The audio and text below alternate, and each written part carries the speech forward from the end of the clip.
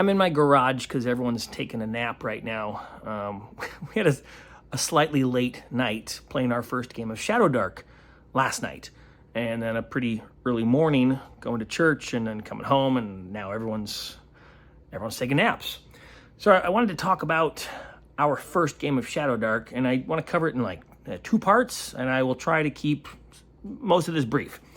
So the first part was, preparation and like my side of things. And then the second part was, it will be mostly about my perceptions of what my players were experiencing playing the game. I will probably release another video like tomorrow or the next day where I can get a couple of my players together and let them talk about what they liked or didn't like about the game. So I can't really speak for them, but I can speak for my perceptions. Anyway, so let me start. Going into it, I was really nervous. I was nervous because it was a new system. I knew there was still stuff I didn't know. I was still coloring in my hex map yesterday afternoon. It's like 4 o'clock. We're going to be starting around 8. 7:30 or 8 is usually when we start, or trying to get started. And so I'm still like making my hex map. I'm writing down NPC names. Like I know the general story, and I know that I also don't need every plot on my map worked out with like central characters. I know I can do a pretty good job making some things up on the fly. And I also know that my players are probably going to respond to the semi-clear story that I've given them. So, but I was still nervous because I'm like, okay, I got to keep darkness in mind, which I forgot to do.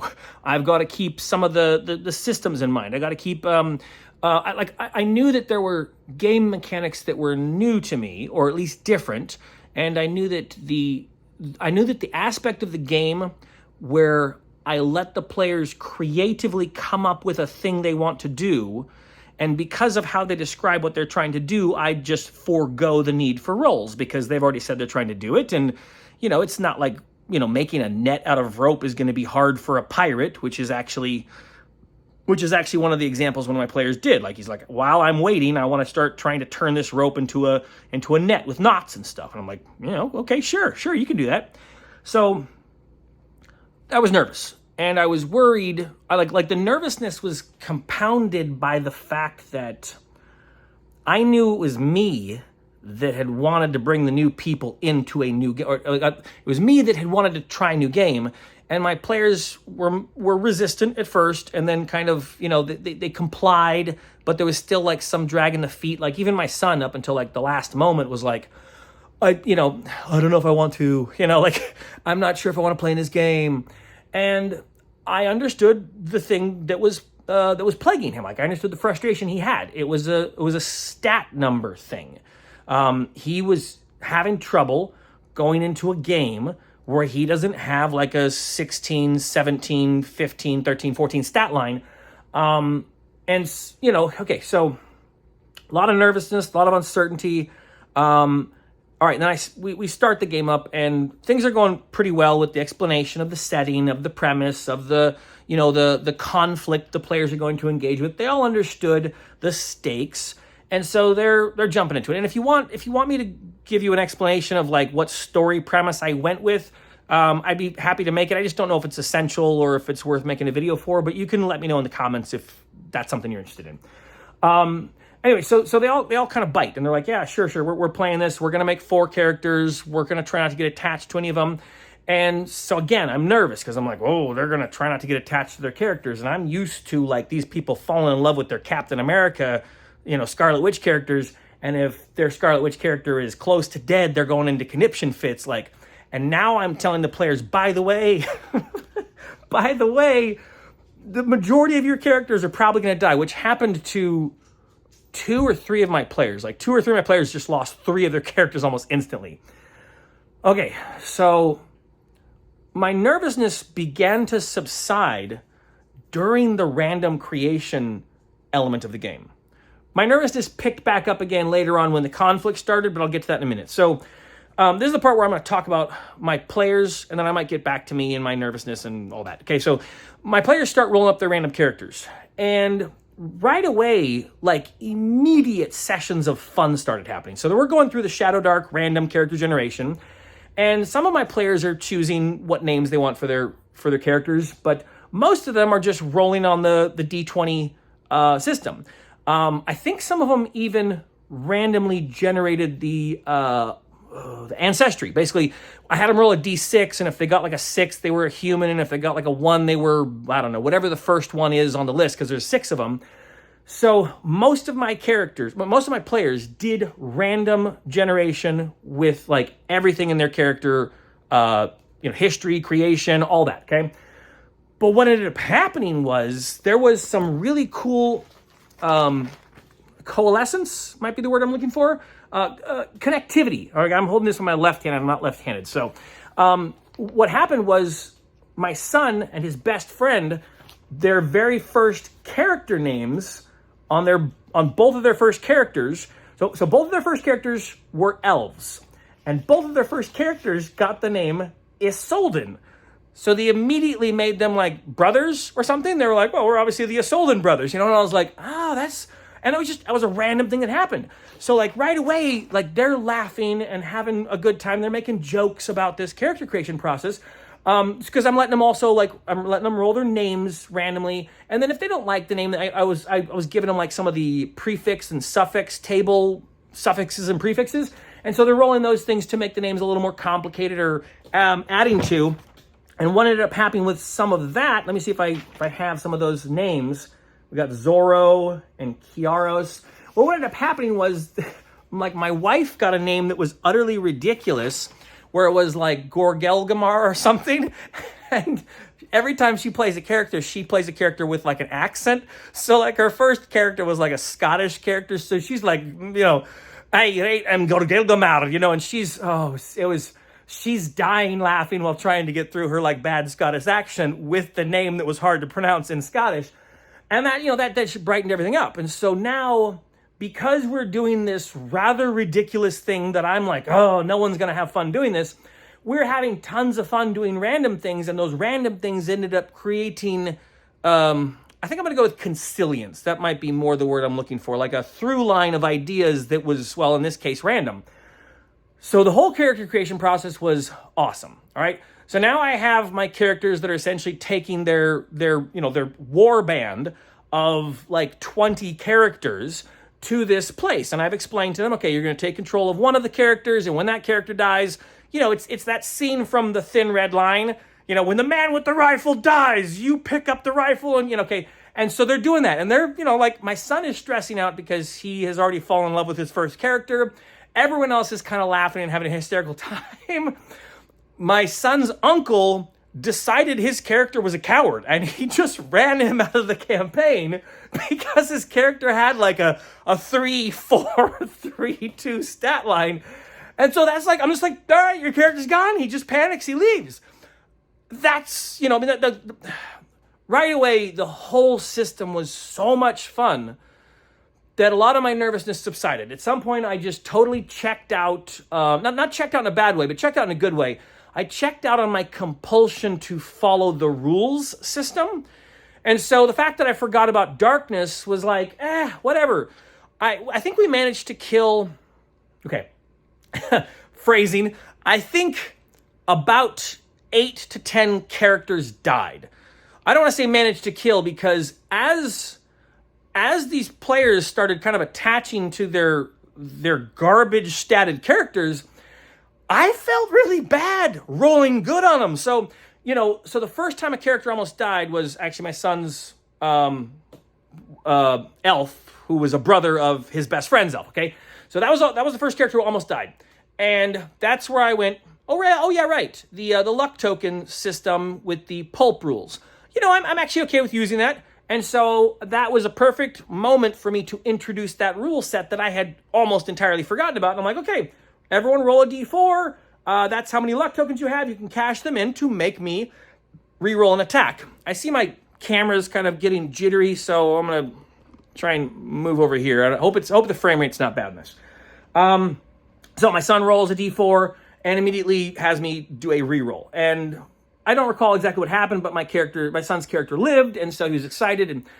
And the first thing that happened was my players tried to start being creative almost immediately. And what I mean by that is I put them into a situation where they're going into this goblin mine. They know they're outnumbered. They know they're not going to survive this fight. They're looking into it in the sense that they don't have a lot of options. Like, they don't have a character sheet with 2 or 3 or 5 spells and a few different attacks. They know they're not good at stuff.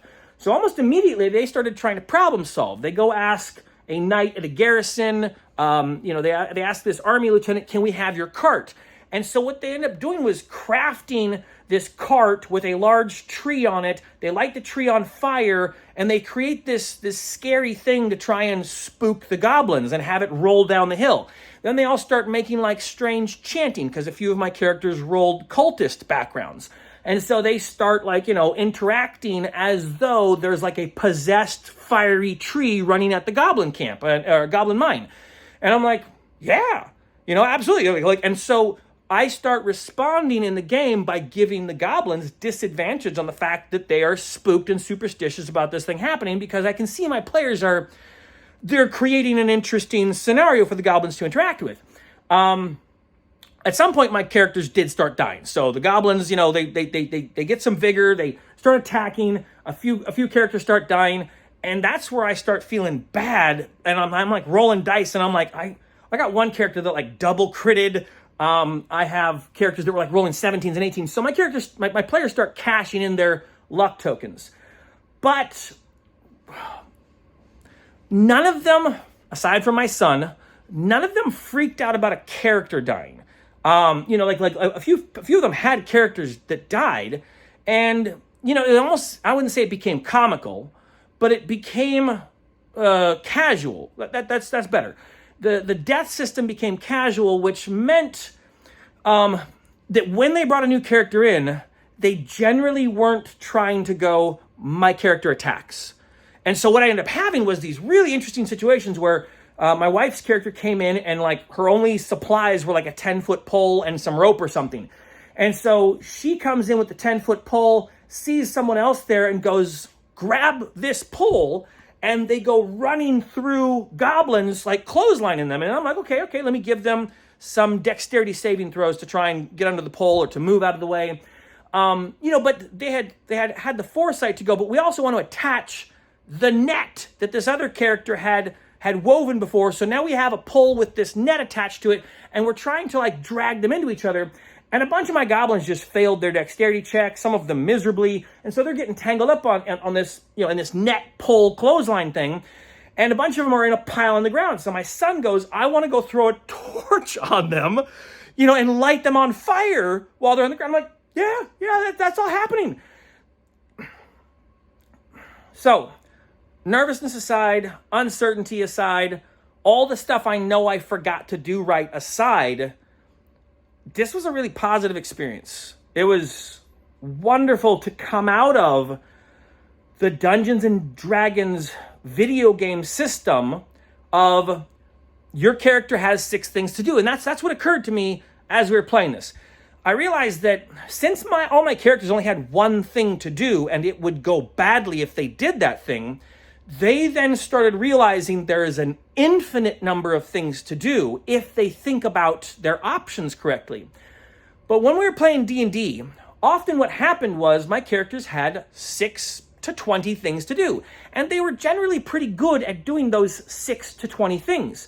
And so since they had 6 to 20 things to do, they usually would choose those 6 to 20 things, leaving behind all the infinite possibilities of interesting things to do. And while we were playing this, they thought of very fun and engaging ways to defeat these villains. So for example, they went in with one of their halflings and planted a bunch of traps before the fight even started. So they went in, turned invisible, and they had 30 minutes, like the 3 rounds of invisibility, and they're going around. And first, they collected all the caltrops that had been rolled in the random loot, random starting gear. And so they had like 40 caltrops. And so they're just dropping caltrops in any of the entryways. Then they had a crowbar, and the player took a crowbar and started derailing some of the minecart tracks. And I'm like, already, these players are engaging in this world in a dynamic way and thinking of stuff that I wouldn't think of. And And I didn't come up with a response to them derailing minecart tracks. And it's like, anyway, so I was nervous. I was uncertain. I was worried. I was taking all my players into some unfamiliar territory and everything was going to go poorly. I was definitely stressed while playing the game because, like, if I kill one more character, they're gonna, if I kill too many characters. But what I ended up doing was I leaned into trying not to treat my players like babies. And I leaned into the potential of killing their characters and giving them an interesting story. I ended up killing my son's friend's first character, which meant that my son's character, the brother, died. My son's character ended up managing to live through the entire encounter. And at first I was thinking, I may have babied him a bit. But then actually after some time I thought about it and I was like, no, I made the Goblin Chief go hard after him. And he missed a critical hit because, hold on. He made a couple attacks on him. What did they do? They make me re-roll. Oh, they made me re-roll a dice with their luck tokens. That was what it was. So he missed a critical hit because I had to re-roll. And then my Goblin Chief got wounded. And since my players didn't have a lot of options to deal with the wounds, one of my players, rubbed salt in his eye, they ended up blinding him. So for the rest of the combat, I was like, yeah, he's got one eye and he's engaged in this. Yeah, he's got disadvantage on a lot of his attacks. Like, they thought of smart ways to engage with this very difficult situation. And by the time we finished up the whole combat encounter, which did take a little while, they were playing the game in a very interesting way. So this has been a longer video than I intended to make because I've rambled on for a while. I guess the too long did not read in case you just skipped to the end here. Transferring to ShadowDark was a great experience. I'm very happy that we did it. I think my players in this system will learn a lot better how to play a tabletop role-playing game as opposed to Dungeons & Dragons, which I think is a little bit more of a tabletop role-playing game / war game. All right. If there's more to talk about in this, I will do that. But again, I'll probably make a follow-up video with my son and his friend and let them talk about what they liked about playing this different system. Because I know they liked stuff. I don't know if they liked it more than D&D or less than D&D. My son is very stat-driven. His friend is very, do what you want. So, sorry this video is so long. I'm done. God bless you. Have a great day.